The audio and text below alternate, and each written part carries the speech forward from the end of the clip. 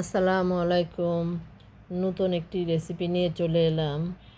হেলেঞ্চা শাকের ভর্তা।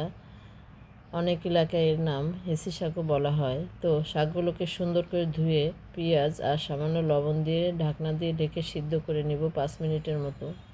এরপর নেড়ে চেড়ে পানিটা শুকিয়ে নিব। পানি শুকিয়ে গেলে আমি শুকনা মরিচ আর রসুনটা তেলে নিব।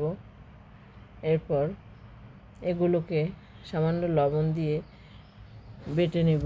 বাটা শেষ হলে এর ভিতরে শাক দিয়ে শাকগুলোকে বেটে নেব। অনেকে এর ভিতরে শুটকি মাছটাও দিয়ে থাকে।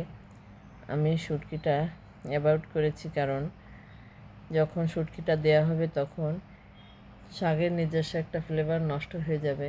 এরপর যখন বাটা হয়ে যাবে তখন সব উপকরণ দিয়ে আর সামান্য সরিষার তেল দিয়ে মেখে নেব। এই তো হয়ে গেল আমার হেঁচি শাক ভর্তা। কেমন হয়েছে? ভালো লাগলে লাইক, কমেন্ট, শেয়ার করে পাশে থাকবেন। আল্লাহ হাফেজ।